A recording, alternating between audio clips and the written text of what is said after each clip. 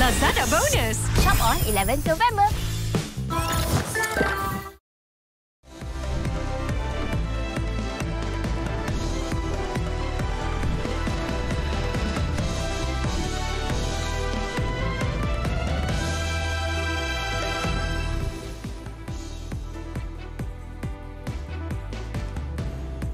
This is Nightline and I'm Muhammed Hamdan. News making the headlines. BN confident of winning simple majority.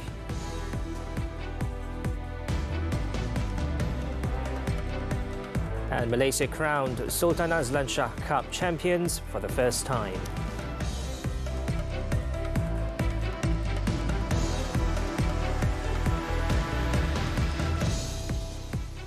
Good morning. Barisan Nasional is confident that it can win more than 112 parliamentary seats in the 15th general election GE15 to form the new federal government. Prime Minister Datuk Seri Ismail Sabri Yaakob said that according to the latest information on BN's campaign trail presented at the UMNO top leadership briefing session in Kuala Lumpur on Thursday, there is a very positive acceptance among voters for BN. He said even though BN would be able to form a government with that 112 seats, he still believes that BN would not be doing so on its own to ensure that it will be a more stable government. Daripada rakan-rakan kita daripada Sarawak dan juga daripada Sabah untuk memperkuatkan kerajaan yang ada akan datang. Walaupun 112 boleh membentuk kerajaan, walaupun tidak boleh berlaku lompatan lagi kerana akta anti lompat telah pun dikuatkuasakan, tetapi kita nak kerajaan yang lebih kuat. He was speaking to the media after attending a meet and greet program at Kampung Batu Bor in Bara Pahang. Datuk Seri Ismail Sabri also revealed that during the briefing session, it was reported that the mood of voters had improved towards supporting BN, be it among those in the rural and urban areas as well as among the non-Malays.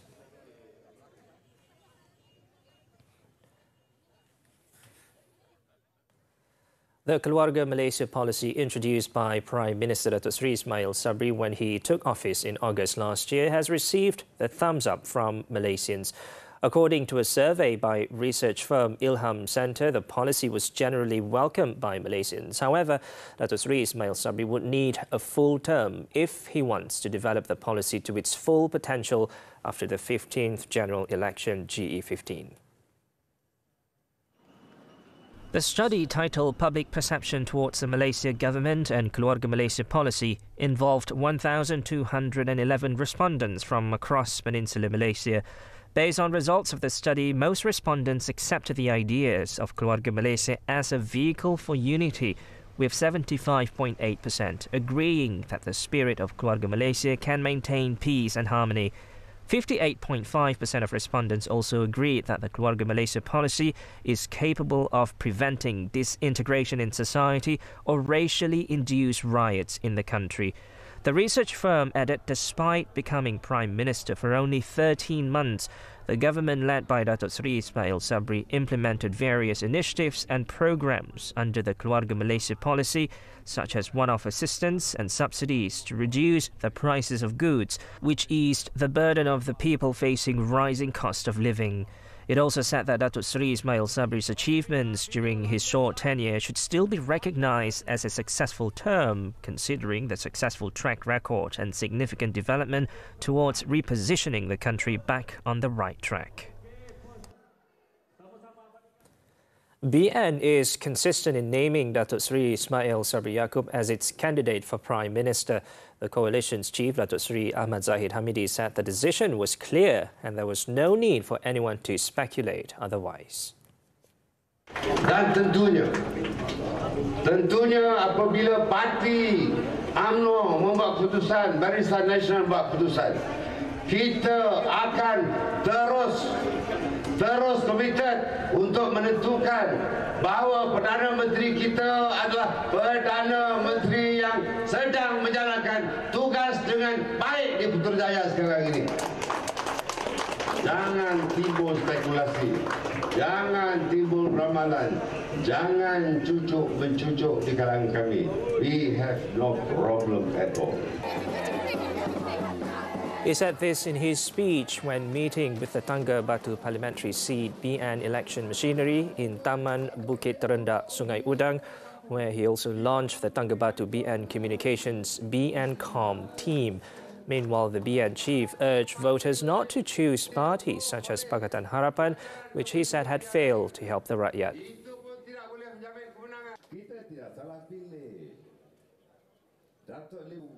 Artinya kita pilih calon tempatan di Tangga. Saya yakin angin perubahan telah mula kelihatan. In Kuala Lumpur, a DAP leader has launched a police report against past President Tan Sri Abdul Hadi Awang over his allegation that the party was pro-communist. The report was launched by former Kepong Member of Parliament Lim Lip Eng at the Dang Wangi Police Headquarters on Thursday. Lim said Tan Sri Hadi had made the allegation at least 4 times since Parliament was dissolved in October, with the latest remark made on Wednesday. He added that Tan Sri Hadi had not only accused DAP of being pro-communist, but also branded others from Pakatan Harapan with all sorts of labels. Lim also said the past president and other Perikatan national leaders had been drumming up racial issues instead of talking about real problems faced by the people. Tan Sri Hadi had previously tweeted that DAP should be opposed as it is pro-communist. He also uploaded 3 images and descriptions linking DAP to communists. In a Friday sermon in Marang, Terengganu, Tan Sri Hadi had also said that PAS would not work with PH as the coalition was led by communists and was supportive of the LGBTQ community. Tan Sri Hadi meanwhile defended his remarks linking DAP to communist ideology and claiming the party rejected the belief in God. The past president said he was prepared to produce evidence to support his allegation in court if needed. Saya kenal beberapa orang tu tak percaya Tuhan. Saya tahu pimpinan DAP ya. Pernah bercampur dengan kami, dia tak percaya ke Tuhan. Kami tahu. Tak perlu sebut nama lah. Ya. Tapi itu takkan memohon maaf kepada DAP lah? Tidak. Ataupun nak menarik balik ke? Tak tarik. Nanti jumpa di mahkamah. Jumpa di mahkamah. Saya boleh tunjuk bukti-bukti. Speaking to the media at an event in Jalan Gombak, Kuala Lumpur, Tan Sri Hadi added that he had been summoned to Bukit Aman to give his statement on the matter. The incumbent Marang MP said the police had wanted to record his statement from his home, but he opted to go to the Federal Police Headquarters instead.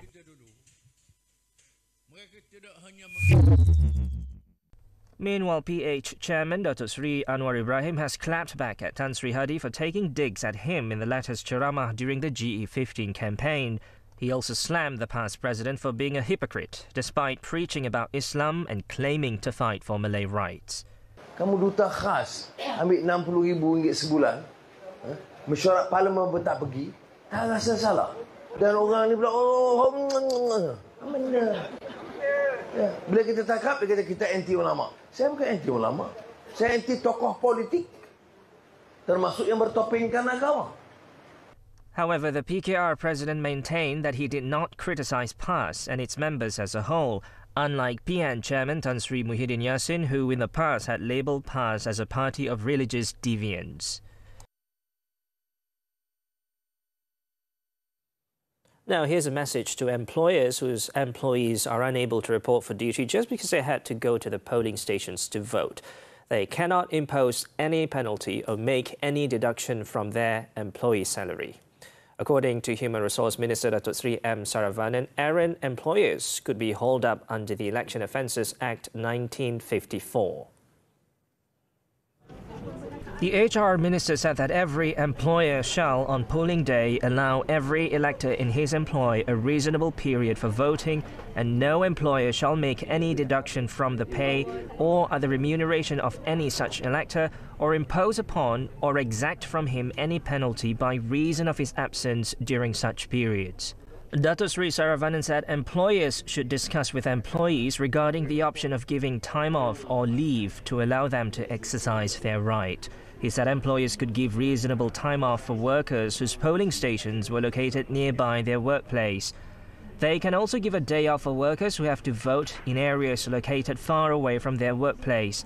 He said that for employees who need more than one day to travel to the polling station, they can take annual leave.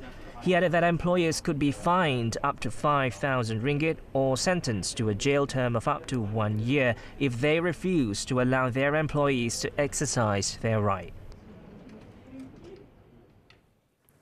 The federal government will be banking in the last batch of financial aid this year to lower-income households and individuals by November 18th, which is earlier than scheduled. According to Datuk Sri Ismail Sabri Yaakob, this is because of the monsoon season, which is expected to start mid-November.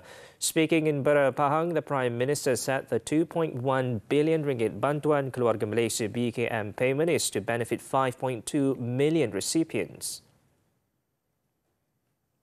Di awal ni, sebab kita takut banjir berlaku, jadi yang pertamanya untuk kegunaan waktu banjir. Dan yang kedua, walaupun dikreditkan dalam akaun masing-masing, kalau banjir tak boleh keluar ke bandar, jadi mereka tak boleh nak menggunakan wang tersebut. Jadi sebab itulah kita berawalkan. He said the fourth phase of the BKM cash aid will be credited in the recipient's bank account in stages from November 15th onwards and is expected to be completed by November 18th. A total of 8 billion ringgit had been allocated for BKM to benefit 8.7 million recipients in the year 2022.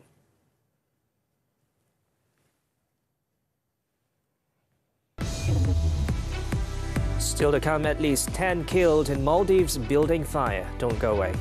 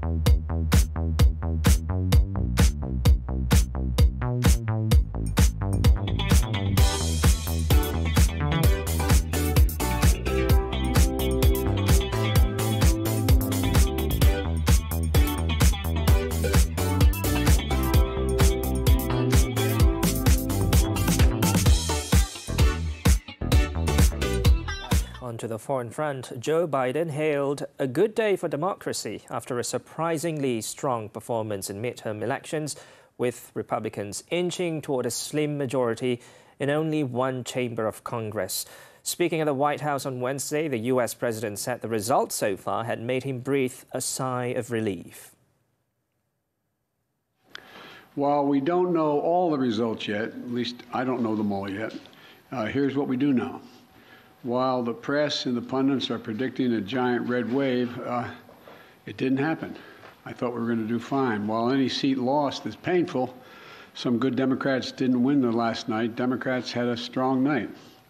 And we lost fewer seats in the House of Representatives than any Democratic president's first midterm election in the last 40 years. Personal rights and freedoms and the student debt relief. Regardless, Biden said that an overwhelming majority of Americans supported his economic agenda and indicated he was leaning towards seeking a second term in 2024, although he said he would make a decision early next year.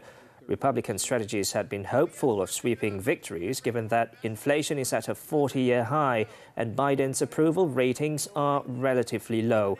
Republicans were closing in on the 218 seats they need to wrest control of the House from Democrats. If Republicans win either chamber of Congress, they will be able to block the president's agenda. Over in Indonesia, investigators on Thursday blamed mechanical problems and pilot complacency for a deadly plane crash last year that killed all 62 passengers and crew. Indonesia's National Transportation Safety Committee, KNKT, stated in their final report that a faulty automatic engine throttle system that was not properly monitored led to the deadly 2021 crash of a Sriwijaya Co. 737-500 jet. The complacency may have resulted in less monitoring by the pilots, as the course changed when unnoticed when they were not able to act quickly enough. Investigators also found it difficult to analyze the situation in the cockpit of the 26-year-old jet because the captain's voice was not recorded on the black box. Problems with the auto throttle system that automatically controls engine power were also reported 65 times in the 26-year-old jet's maintenance logs since 2013 and was still unresolved before the accident, with crews on previous flights describing the jet's throttle system as unserviceable. Over in the Maldives, at least 10 people were killed and several others injured when a fire swept through cramped lodgings of foreign workers in the archipelago's capital, Malé, on Thursday. According to authorities, 10 bodies were recovered from the upper floor of a building destroyed in the fire, which broke out at 12:30 a.m. local time. Reports said that the fire appears to have originated from a vehicle repair garage on the ground floor of the burned structure. The fire squad took 4 hours to put out the blaze. A security official later confirmed the death to include 9 Indians and a Bangladesh national. The National Disaster Management Authority has established an evacuation center in Mafanu Stadium for those displaced and affected by the fire.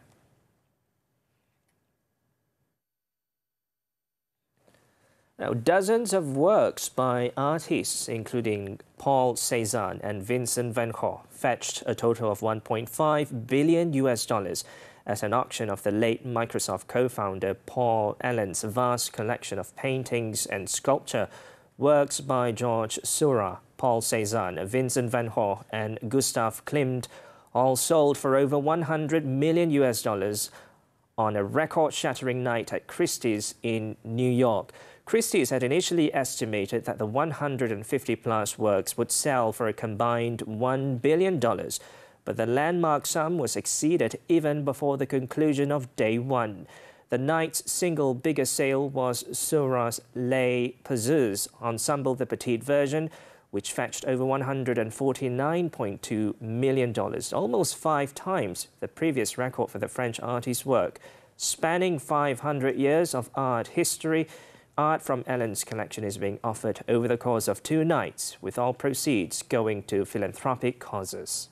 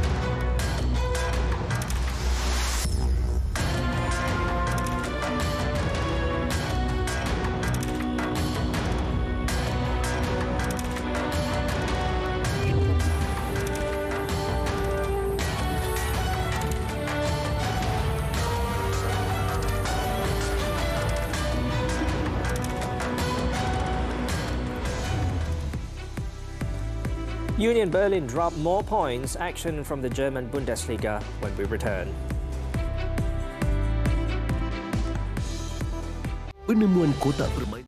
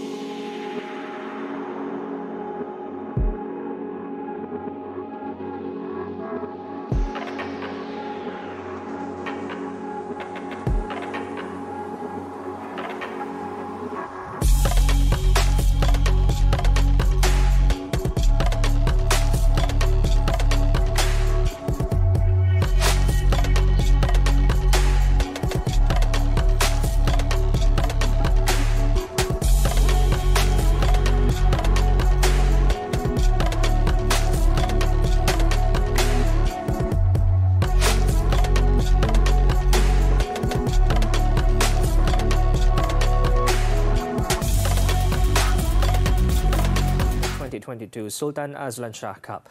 Malaysia lifted the Sultan Azlan Shah Cup for the first time after dethroning defending champion South Korea 3-2 in a closely fought final in Ipoh on Thursday night. The team, who started the tournament with a 3-0 defeat to the Koreans, turned on the power to upstage the favourites at the Sultan Azlan Shah Stadium. Forward Shalo Silvarius opened the scoring for Malaysia with a 15-minute field goal. However, Jang Jong-hyun put the Koreans back in the game with a penalty corner conversion a minute later, and the scoreline remained 1-1 until the half-time. Influential defender Razi Rahim scored from a penalty stroke in the 45th minute to restore the lead before extending the lead to 3-1 through a 48th-minute field goal from Aminuddin Zain. There were some anxious moments for Malaysia when South Korea scored their second goal through Jeo Byung-jin after a 58th-minute penalty corner, but the speedy Tigers stood firm to win the crown. And on to football, the German Bundesliga. Union Berlin have fallen 4 points back of leaders Bayern Munich after they were held to a 2-2 draw at home by Augsburg. A goalkeeping error led to Union's first goal after just 7 minutes. Rafał Gikiewicz timed a long through ball wrongly, giving Geraldo Becker a chance to curl the ball home from a long range into an empty net. The lead, however, lasted for barely a minute as Augsburg drew level through Florian Niederlechner. Union reclaimed their advantage in the 22nd minute when Kevin Behrens headed home a free kick to make it 2-1. The visitors again equalised 6 minutes before the break as Niederlechner reacted the fastest to a rebound after Ermedin Demirovic hit the post. The 2-2 scoreline remained till the final whistle, forcing Union to drop another 2 points, which left them in second place, 4 points behind leaders Bayern Munich. Well-organised cartel behind clone vehicle syndicate. This and more after this short break.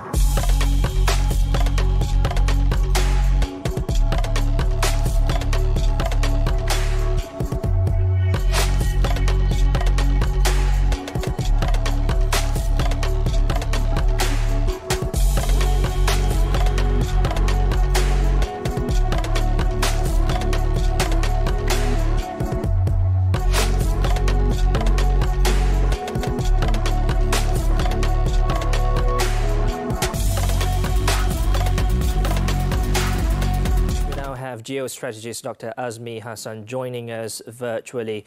Dr. Azmi, according to the Prime Minister, Dr. Sri Ismail Sabri Yaakob, there is a very positive acceptance among voters for Barisan Nasional. What could be the contributing factors to this? Yeah, Muhammad, putting aside the momentum from Johor and the Melaka state election, I guess Barisan Nasional has put their strategies, especially their candidates. I think the feel-good factor is mostly on the candidates. But most importantly, Muhammad, I think the people want a stable government. And Datuk Seri Ismail Sabri, Barisan Nasional government, even though for 14 months, had demonstrated that a stable government is possible. I think the 4.5 years that we went through ago, I think, Muhammad, I think the people really want the government to concentrate on administering the country. So I think that's the main reason why Barisan Nasional is feeling very positive, Muhammad. Okay, now we also saw research firm Ilham Centre's finding that the Prime Minister's Keluarga Malaysia government policy is up to mark and that it needs a longer duration to be fully realised. What are the elements of this policy which have attracted Malaysians who gave the thumbs up to this policy? Yeah, I think Keluarga Malaysia looks very simple.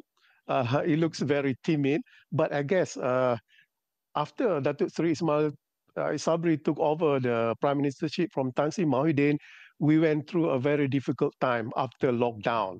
And all the policies formulated are based on Keluarga Malaysia, which meant that the people come first. How difficult how burdened the government has to perform the policy, I guess, the Keluarga Malaysia really, I would say, felt positive for the people because, for example, giving aids, Bantuan Keluarga Malaysia, not only the rate has been increased, but also the number of recipients has been tremendous increase. So I guess the Keluarga Malaysia really stick to the people that the government, the Prime Minister, Datuk Seri Ismail Sabri, really cares about the people, Muhammad. Right. And last but not least, very quickly, on November 19th, the polling day, if the people give BN the mandate, how will this policy put the country back on the right track in weathering the wave of economic gloom in the future, Dr. Azmi? Yeah, I think a strong mandate is needed by the government. The people need to give a strong mandate to Barisan Nasional so that the Prime Minister, which is the Prime Minister Datuk Seri Ismail Sabri, will have a free hand to form his own ministers in the cabinet. I think if a free hand is given to the Prime Minister, he will pick the minister from members of parliament who are capable of doing the job, who are capable of delivering the job. I think that's the most important thing. A full mandate, a strong mandate is given so that the government can concentrate to administer the nation, especially for the economic matters, which is in very, very dire straits right now, Muhammad. That was Geostrategies Professor Dr. Azmi Hassan. Now, the Malaysian Anti-Corruption Commission, MACC, has opened an investigation paper into the asset declarations submitted by PKR Deputy President Rafizi Ramli. It was reported that MACC was looking into the matter from various angles after a report was launched by a non-governmental organisation, NGO, over the declaration made by Rafizi. Jika disabitkan kesalahan, saya rasa dia tak layak untuk bertanding. Buang masa, nanti jika sabit kesalahan kena buat pilihan raya kecil balik kan. So yang ini harus disiasatlah supaya tidak menjadi modal kepada mana-mana ahli parti politik. He also urged the Election Commission EC to study the legal implications of Rafizi contesting the Pandan parliamentary seat if he is involved in money laundering. Syed Muhammad Imran said Rafizi's declaration of his assets should be explained transparently to avoid confusion among the public. The NGO launched the report on Wednesday. Over in Selangor, well-organised syndicates are believed to be behind the smuggling of vehicles from Singapore using cars with Certificate of Entitlement COE that will expire in 3 to 7 days before being sold cheaper than the market price.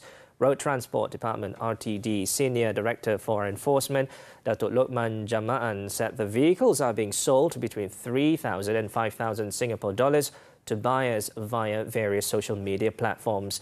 He added that the syndicates target individuals aged between 25 and 40, Currently, the RTD is still active in tracking the network of syndicates selling cloned vehicles using its Road Charge Vehicle Entry Permit (RCVEP) system at the country's entry point in Johor to track foreign vehicles brought into the country.